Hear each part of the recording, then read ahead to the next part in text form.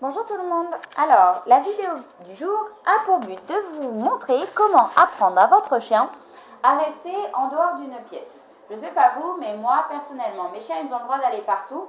La seule chose, c'est quand je cuisine, j'aime pas trop les avoir dans les jambes parce que j'ai une petite cuisine et donc du coup, je préfère qu'ils restent à l'extérieur quand je cuisine.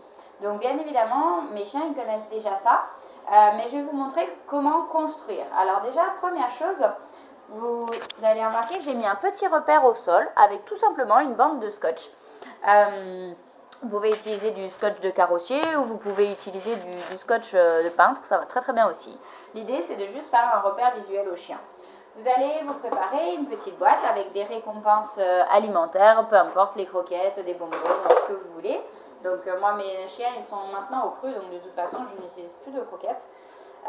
Et puis l'idée c'est de mettre le chien couché juste en dehors du repère.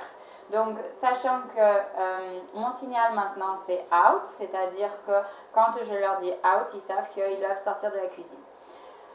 Première chose à savoir, c'est que si votre chien se trompe, s'il rentre dans la cuisine, s'il fait faux, ça veut dire que, pas de bol, c'est vous qui avez fait faux et qui vous êtes trompé dans votre critère, donc dans ce que vous leur avez demandé. En gros, vous avez fait trop difficile. Donc la première chose à faire, c'est en dehors de votre cuisson, déjà, c'est de préparer vos petites récompenses et de récompenser le chien de rester à cette place, d'accord? Donc on peut faire des petits bouts. Au départ, on va en donner beaucoup, surtout quand on a un chiot. Le but, c'est vraiment de lui apprendre que c'est ici que c'est super intéressant. D'accord? Quand vous aurez ça, que votre chien, vous voyez qu'il reste bien en place, qu'il est détendu et cool, tout va bien, là, on va commencer à augmenter un de nos dés. Je ne sais pas si vous connaissez les 3D, on le verra peut-être dans une autre vidéo, mais les 3D, c'est la durée, la distance, la distraction, c'est le maître mot même de l'éducation, une des règles de base. Donc, notre dé durée, c'est le temps que je vais mettre entre les récompenses, d'accord? Donc là, déjà, le temps que je vous explique quelque chose, j'ai mis un petit peu plus de temps à donner un petit bonbon. Au fur et à mesure, on va augmenter la distance, c'est-à-dire que je vais m'éloigner de mon chien, je vais partir un petit peu plus loin, et mon chien reste en place, alors je vais aussi récompenser. Vous remarquez sans doute que je n'utilise pas de marqueur, tout simplement parce que dans cet exercice-là, comme il le connaît, c'est vrai que j'en ai pas forcément besoin, puis d'une façon générale, sur cet exercice, vous n'êtes pas obligé de mettre un marqueur, même si c'est mieux. Si je mets un marqueur, je vais m'éloigner et je vais dire clic et revenir récompenser.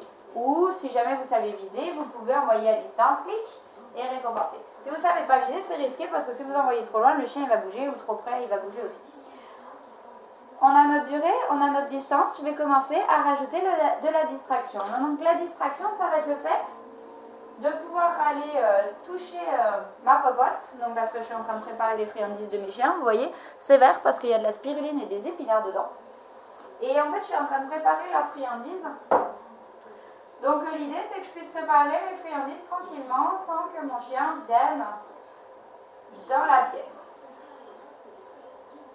Et de temps en temps, je viens récompenser.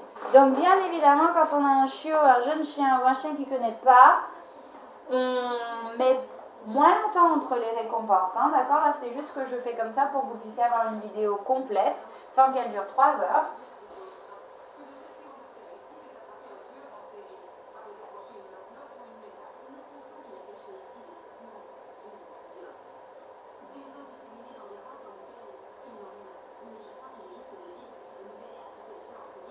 Et je reviens récompenser à nouveau. Et comme ça, progressivement, vous allez augmenter le temps entre les récompenses pour, à la finalité, au final, avoir un chien qui reste en dehors de la cuisine pendant que vous cuisinez ou en dehors de la chambre pendant que vous êtes dans la chambre, etc. etc. Pensez bien une chose, c'est que si votre chien se trompe, c'est vous qui vous êtes trompé à la base. Vous avez demandé trop dur. Nous, on a mis du temps, nos parents ont été patients normalement et ont mis du temps à nous apprendre à nous servir d'une fourchette et d'un couteau.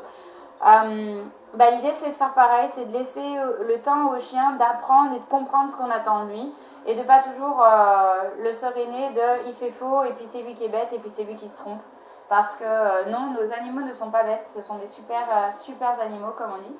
Et une fois que vous avez fini ce travail, vous pouvez enlever votre repère, vous n'en aurez plus besoin, d'accord? Le chien pourra rester en place malgré le fait que vous cuisiniez. Petite démo.